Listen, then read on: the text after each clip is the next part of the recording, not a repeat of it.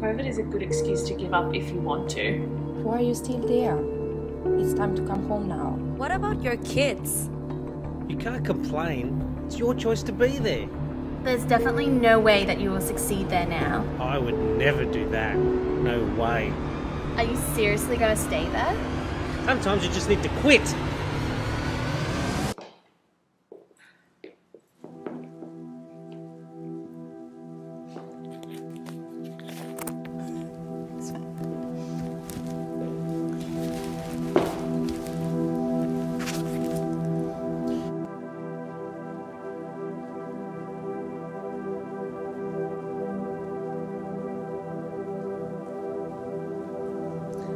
I'm always excited about a new year, but 2020 was one where I was super excited because in the lead up, I had spent 2 years commuting between New York and Australia. The boys were in Australia, I was living in New York, trying to get my business set up and see if I could actually make the move. And in December of 2019, they arrived. We went and organised visas, and middle of January 2020, everyone was settled. And we started to get everyone settled. So for me, I was like, I have worked so many years for this one moment and I can't wait for this year. So the next 6 weeks, I spent that time getting everyone into school, working out the education system in New York, which is super different to Australia. Working out how to manage my businesses in Australia and New York, the boys' schedules, and it was March. And I remember Ben was about to fly back to Australia, and I was like, on Monday, everything starts. I've got everything organised, everyone's in their routine, I'm ready to go. He got on a plane, and then that weekend, the world shut down. And that was the start. I was definitely not the person to ask about COVID predictions because from that first Monday that schools closed down, it was March 2020 in New York, I was like, this is going to be a week, 2 weeks max, and everyone will realise this is overkill and everyone's getting all worked up about nothing and everyone will be back to school. Well, wasn't I wrong? I think my next prediction after that was definitely by the end of the school year, which is end of June 2020, after the summer holidays, they'll definitely be going back to school full time. No. So my next prediction was Christmas. After Christmas, January 2021, the kids will definitely be going back to school full time. No, all still 3 of them homeschooled. And finally, September 2021, they all went back to school. What was interesting for me is just the experience of being in a new country with no network, no sort of family support, the 3 boys being at home, homeschooling. Homeschooling, like many parents, but it certainly wasn't for me. And this business that I'd been working on that had just flatlined, trying to focus on the Australia business. And I remember, well, there was quite a few times that I would go into my room and burst into tears, but I remember one time in particular, I went into my bedroom, I sat on my bed and I just cried. And I remember saying to myself out loud, I'm failing at everything. And what was really interesting to me at that time was I've never really resonated with the word failure. I had always sort of saw everything that I did that I failed in as something that I tried and I either wasn't very good at it or I didn't really like it once I got started and changed direction. And I never really thought of things like, oh, I did that and it failed, or I tried that and I failed. And so this was the first time that I really felt like I'm failing. And what I realised is that I was spending every single day from the minute I got up to the minute I went to sleep doing things that I wasn't naturally good at. Very domesticated, I'm not good with technology, just trying to manage the Wi-Fi situation with my business and 3 kids at home. The homeschooling situation, eventually the the schools did an amazing job, but it took a year for them to work out how to do it. And, you know, there's just cooking and cleaning and, you know, nothing else. And it made me realise just how important it is for us to be doing what we enjoy doing and what we're good at, because I felt like I was failing, but it was really that I just wasn't doing anything that naturally flowed, and there was nothing in my day that was, there was nothing part of my day that I was actually any good at. And my girlfriend said to me the other day, like, maybe it wasn't that you were failing, maybe it was just that you weren't winning and you're so used to winning. So I thought that was a very nice way of her to put it, but it was an interesting moment for me, because outside of that, I was really proud of us. I felt we were super resilient, we kept really lighthearted about everything, and we actually just embraced the situation, being in the epicentre and watching everything happen and the way that New York was governed. It was just so interesting for us to be a part of, and you know, I wasn't at all concerned about our health. I knew that we were doing all the right things. I knew that we had strong immune systems. I wasn't concerned if we got COVID, which none of us did. I just wasn't worried about that. And so I was just really proud of how we handled this crazy situation, having just relocated. But, you know, whilst I was feeling really proud and of how we were handling it and just how much we were developing from the experience, at the same time, I had so many people telling me that I was doing the wrong thing and that I should be going home, and why hadn't I gone home, and I was putting the kids at risk, and how could I do that, and it was irresponsible of me not looking after their health by staying in New York during COVID, and just a lot of, well, criticism, but a lot of you should, why aren't you, you should do this, you should do that, why aren't you doing that? And what I found really interesting about that is that people were so comfortable in telling me what I should be doing and not really asking me why I was making the choices I was making, or whether we were happy and whether we were fine and where did we want to be.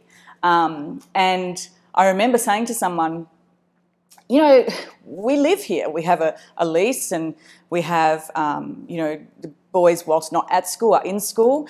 And this is our home right now. We love it. So, you know, it's not really anyone else's place to tell us what we should and shouldn't be doing. And also a lot of that advice and judgment was coming from what they were seeing on the media, which I can assure you it was bad, but nothing is ever as bad as what the media makes it out to be. So I had at my weak moments, I would question myself, what am I doing? Is this a sign? You know, what should I do? But I just, you know, I sacrificed so much to get to New York and to get the kids to New York.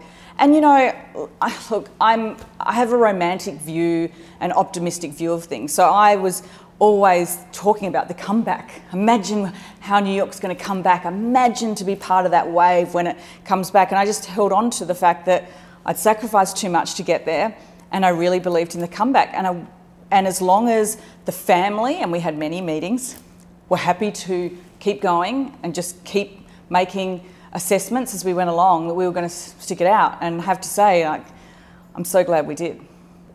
Resilience is one of the, you know, words I've written about and used a lot in my life, and I think it's absolutely critical to have resilience, particularly if you choose to be an entrepreneur. I mean, you have to have the gut for the knockdowns, which happened every day. But my favourite word now is anti-fragility. And this sort of came to me, or I read about it sometime during this pandemic time, and the difference is sort of resilience is about being able to withstand the adversity that's happening to you. So basically being able to get back up after the adversity, keep getting back up, you're resilient to do that. But being anti-fragile actually means to get better as a result of the adversity. And I just love this, because when I look at my entire life, and particularly my entrepreneurial journey, my growth has absolutely come from the bad times. I have found that I don't learn a lot from the good times, the wins. I want more of them and I love them, but I don't learn much from them. And how I've seen the kids grow and myself grow and our family grow over this time is because of those difficult times, because of that judgment and those really unsupportive messages, because of the uncertainty about what should I do, am I doing the right thing, how am I going to get my business back. I spent 2 years trying to get it off the ground and then it went to zero and I had to start again, still with everything shut down. All of these decisions, plus just feeling so incredibly lonely, like the loneliness that I felt during this time, like so many, was intense. But now I feel like I was in training, like that adversity was just getting me better, making me look at my areas of development, my weaknesses, my viewpoints, what mattered to me, what I want to stand for. All of those things came from this incredibly difficult time. And so, you know, being anti-fragile, becoming better as a result of the adversity, it's like, bring on the tough times because I'm only going to get stronger.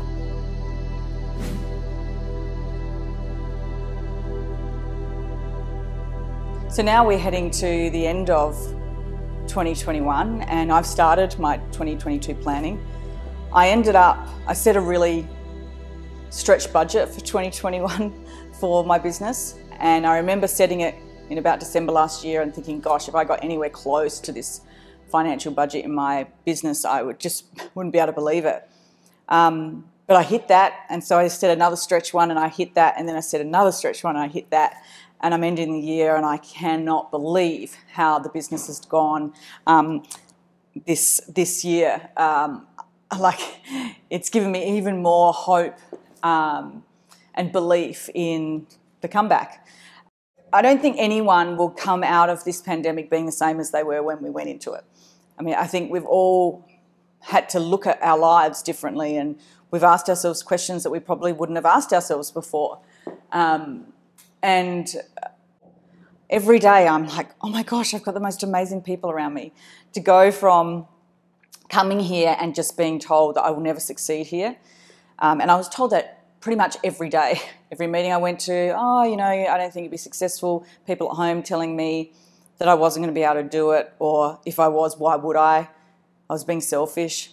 To then going into that full loneliness to now somehow just being surrounded by incredible people. And I'm just so grateful for that. And I'm so grateful when I look at my boys and how much they've grown and developed from this experience. I really think it's been the biggest gift that Ben and I could have ever given to them. And others may not be able to understand that. And I know that we've had a lot of criticism for the choices we've made, but we always believed that this would be an incredible lifelong experience for the boys that would only grow them in a positive way. And I have to say, from what I'm seeing at the moment, I'm just so proud of them and how they've handled all of this and who they're becoming, and that we as a family sacrifice so much for them to have that experience. And yeah, you know, you got to be proud of yourself. You got to be proud of what you do when you put yourself out of your comfort zone and people are telling you not to do it. And you know, that's the thing, when you chase dreams and you do things that, you know, are not the norm, you get a lot of criticism. And that's just how it is. It's always been like that for me. But at the other side, you get true supporters. Not just, yeah, you go girl, like true, like the messages that I get from some people are just make me want to keep going. And I remember someone saying to me, you know, you can come home and COVID is a perfect excuse to come home. So if it's just too hard and you don't want to do it anymore, just use COVID as the excuse. Well, COVID was the excuse to stay. COVID was the reason that I had to keep going. I'm so glad we did. And I'm really excited for the new year in a different way. Not that, oh, it's going to be amazing and we're going to hit all these goals, but more to see what's around the corner and know that I can handle anything that comes at me, and to have great experiences and great adventures, and to continue always to not settle, to live the life I want to live, which changes sometimes, but no plan B, just no plan B.